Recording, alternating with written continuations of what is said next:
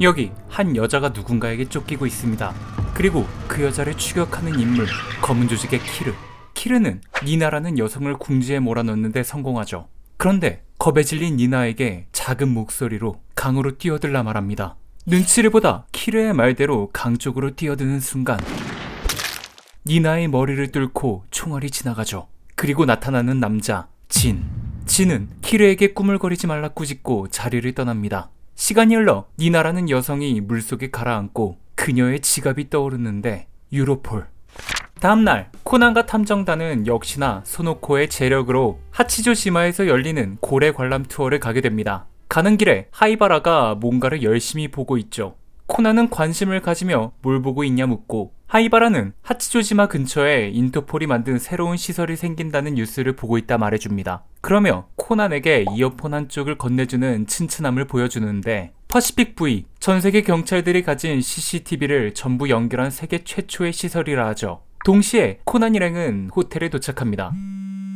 그리고 걸려오는 전화, 오키아 스바루. 코난은 인적 없는 곳으로 가 전화를 받는데 슬슬 하치조지마에 도착했을 것 같아 전화를 했다 말하며 독일 프랑크푸르트에 유로폴 CCTV 네트워크 센터가 있는 걸 아냐 묻죠. 이 녀석은 모르는 게 없습니다. 여튼 그곳에 최근 누군가 침입을 했고 그 침입자를 목격한 유로폴 직원 한 명이 진에게 살해당했다는 정보를 말해주죠. 또 침입한 조직원의 코드네임을 말해주는데 핑가, 러메츠끈이며 머리를 경단머리로 따라 올린 녀석이라 합니다. 이 정보는 키르에게서 받은 정보이고 오늘 코난이 우연히 가있는 하치조지마의 퍼시픽 V 시설과 유로폴 CCTV 센터의 회선을 연결하는 날이라 말해주는 거라 하며 전화를 끊죠. 시간이 흘러 코난 일행은 고래를 보기 위해 배를 타러 가는데 그곳에서 시라토리와 쿠로다가 타고 있는 경시청 배를 발견합니다. 박사님께 란에겐 적당히 둘러대달라 부탁하고 경시청 배에 몰래 올라타는 코난. 그리고 그 배는 코난의 예상대로 퍼시픽 V 시설로 향하죠. 배에서 내리는 시라토리와 쿠로다. 그 뒤를 코난이 몰래 쫓아가는데 쿠로다가 걸음을 멈추더니 개수작 부리지 말고 나오라 말합니다. 시라토리는 코난을 보고 네가 왜 거기서 나오냐 묻고 고래를 보러 가는 배랑 착각해서 올라탔다 둘러대죠. 배를 다시 부르려는 시라토리에게 인터폴을 기다리게 할 수 없으니 데려가자 하는 쿠로다. 그렇게 퍼시픽 V 안으로 들어가게 되는데 퍼시픽 V 국장 마키노 요우스케가 시설에 대해 간단하게 설명해 줍니다. 퍼시픽 V 시설은 보안과 방대한 양의 서버들의 열을 씻게 하기 위해 대부분 바닷속에 있고 전 세계의 CCTV 영상을 모아 범죄나 사고 예방에 유용하게 쓸 수 있다 하죠. 게다가 메인 스텝 중 나옴이라는 인물이 노약 인증 기술까지 만들었다 합니다. 노약 인증 기술은 한국 극장판에선 생작 인식 시스템으로서 한 인물의 사진을 분석해 미래의 골격부터 노화 혹은 젊어진 부분까지 모두 계산해 그 얼굴을 CG로 만들어 일치하는 얼굴을 만들어내는 기술이죠. 이 기술을 퍼시픽 V 시스템과 연동하여 사용하면 장기적인 도망자나 유괴 피해자를 CCTV에서 찾아 이 세상 어디서든 쫓을 수 있게 되는 겁니다. 엄청난 장치이긴 하지만 코난은 악용될 가능성도 있어 생각이 많아지죠. 이때 마키노가 15분 휴식 후 다음 테스트를 진행하겠다 말합니다. 그 사이 나오미와 그레이스 그리고 코난이 커피를 타러 가는데 누군가 퍼시픽 V를 몰래 침입하죠. 베르무트와 버번입니다. 그 둘은 청소부 복장으로 갈아입은 뒤 복도를 걷죠. 그런데 그들의 옆에서 사신이 나타납니다. 재빨리 모자를 눌러 쓰는 버번무트. 다행히 사신을 피해 커브길로 들어가고 코난은 커피를 들고 나오는 그레이스에게 나오미는 어딨냐고 물어보죠. 화장실에 갔다는 말을 듣곤 먼저 커피를 들고 내부로 가는데 시간이 지나도 나오미가 오지 않자 CCTV를 조사하는 레온. 12분 전 화장실에 들어간 게 마지막 영상이라 합니다. 그리고 뒤이어 청소 직원 2명이 들어갔다 5분 후에 나왔다 하죠. 이 영상을 보더니 저 카트라면 사람을 태울 수도 있을 크기라 말하는 코난. 이 말을 듣곤 청소부 2명의 동선을 조사해 보는데 가판을 통과해 나갈 수 있는 또 다른 출구에서 마지막 행적이 발견됩니다. 하지만 이곳의 문은 권한이 있어야지만 열 수 있죠. 이 말을 들은 시라토리와 쿠로다는 그 권한이 누구한테 있는지 묻고 자신을 포함한 메인 스텝들이라 답하는 마키노. 그럼 이 4명 중 공범이 있을 겁니다. 한편 납치된 나오미의 몸을 수색 중인 베르무트. 그리곤 그녀의 목걸이에서 USB를 찾아내죠. 바로 노트북에 꽂아 자료를 열어보는데 쉐리와 하이바라의 사진이 나옵니다. 보는 이들은 각자 다른 의미로 흠칫하고 키르는 어린 시절의 쉐리의 모습이냐 묻죠. 아니라 말하는 워커. 그 이유는 아이 옆을 지나가는 사람의 폰이 최신 폰이라는 겁니다. 그리고 급하게 어디론가 전화를 걸죠. 당연히 진이입니다. 진은 얘기를 듣자마자 쉐리는 벨트리 급행 열차에서 죽었는데 뭐 하자는 농담이냐 화를 내고 워커는 어린애 모습으로 계속 살고 있는 것 같다 말해주죠. 이 뭔 개소리야? 그 녀석은 과학자니까 뭔가 다른 속임수를 썼을 거라는 겁니다. 예리한 질문을 던질수록 표정이 안 좋아지는 베르무트. 여튼 사진을 보내주겠다는 워커의 말에 직접 가서 확인할 테니 그때까지 그 꼬맹이를 납치해놓으라 명령하죠. 하지만 베르무트와 법원, 키르는 그 의견에 반대합니다. 계획에 없는 행동이었기 때문이죠. 그런데 검은 조직은 왜 이 시스템을 노리고 있는 걸까요? 그건 나오미가 개발한 노약 시스템 때문이었습니다. 아무리 검은 조직이라 해도 세계에 있는 수많은 CCTV를 피해 활동하진 못하죠. 아무리 흔적을 지웠다 해도 한두 곳엔 무조건 그들이 찍혀있는 CCTV가 존재할 겁니다. 그렇게 노약 인증을 건드려 과거의 CCTV 기록으로부터 조직의 모든 흔적을 없앤다. 이게 보스로부터 받은 명령이라 하죠. 워커는 애초에 내놈들한텐 기대도 하지 않았다며 럼을 통해 핑가에게 시키겠다 합니다.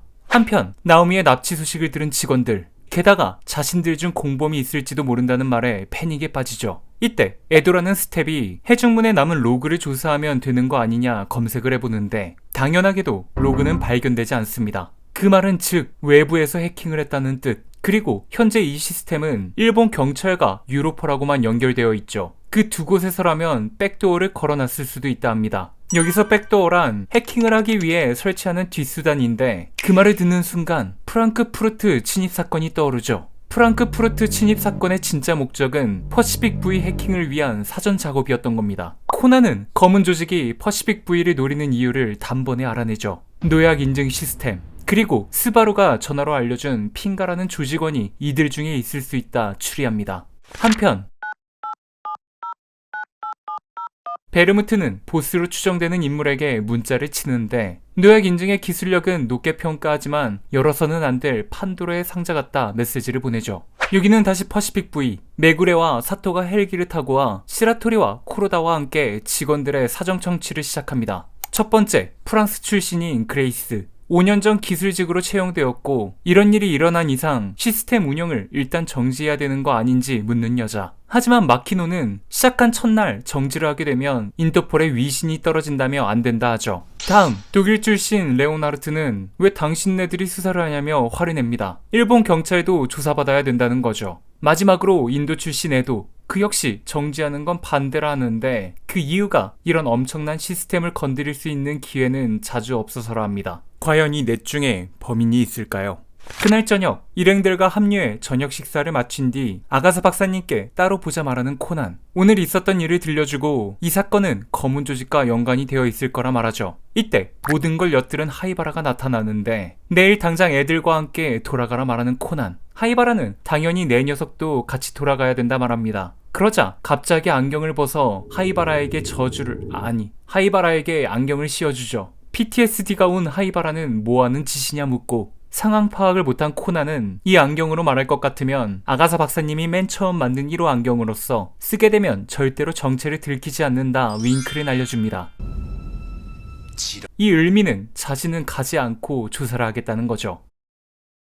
그날 밤 잠자리에 들기 위해 침대에 눕는데 싸늘하다. 가슴에 비수가 날아와 꽂힌다. 하이바라의 촉이 발동합니다. 싸움을 느끼고 코난에게 가기 위해 재빨리 방문을 열죠. 그런데 워커와 경단머리, 머리를 봤을 때 이 녀석이 스바루가 얘기했던 핑가라는 조직원인 것 같습니다. 여튼 그 둘이 하이바라를 잠재운 뒤 호텔 밖으로 나가죠. 이때 코난도 뭔가 이상한 느낌을 받아 문을 열고 주위를 살피는데 워커가 지나가는 걸 보게 됩니다. 급하게 박사님께 전화를 걸어 차를 준비해달라 말하곤 놈들을 추격하는 코난. 하지만 따라잡기엔 벌써 차에 올라타고 있죠. 그런데 갑자기 란이 나타나 난간을 밟고 점프. 정확히 놈들의 차에 착지한 뒤 경단머리, 아니 핑가에게 주먹을 날립니다. 심지어 크게 한 방 먹여주죠. 워커는 서둘러 차에 타라 말하고 핑가는 망설임 없이 차를 향해 달리는데 당연히 란도 핑가를 쫓아갑니다. 이때 들리는 총성 소리. 신이네. 이 상황을 지켜보던 키안티가 란을 저격한 거죠. 다행히 코난이 몸을 날려 란을 밀쳐내고 그 사이 워커와 핑가는 도주합니다. 코난은 란에게 안전한 곳으로 피하라 말한 뒤 박사님의 차를 타고 추노를 시작. 그놈들의 도주 경로를 예측해 제트 스케이트보드를 타고 양쪽에서 덮칠 준비를 하는데 코난의 예상 경로를 벗어난 것으로 부족해 그대로 절벽 및 바다로 뛰어듭니다. 이 상황이 어리둥절하기만 한 코난. 하지만 재빨리 정신을 차리더니 절벽을 타고 내려가 바닷속으로 뛰어들죠. 그런데 이번엔 잠수함이 올라옵니다. 이게 말이 돼? 코난도 우리와 같은 말을 내뱉고 그대로 물살에 휩쓸려 하이바라를 놓치고 말죠. 눈물을 흘리는 박사님. 그럼 박사님에게 반드시 자신이 하이바라를 데려올 거라 말합니다. 과연 코난은 하이바라를 무사히 구할 수 있을까요? 그리고 정체를 들킨 하이바라는 어떻게 되는 걸까요? 명탐정 코난 극장판 26기 흑철의 어영 일부 납치된 하이바라 편이었습니다.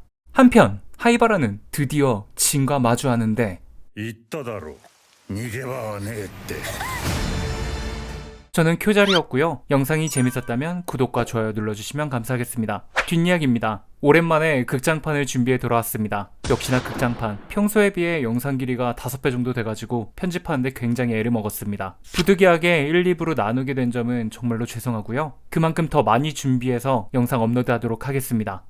또 실시간 라이브 방송에서는 좀 더 풍성한 편집 버전을 틀 예정이니 많은 관심 가져주시면 감사하겠습니다. 마지막으로 좋아요를 눌러주시면 제가 영상을 만드는데 정말 큰 힘이 됩니다. 그럼 주말 잘 보내시고요. 큐바!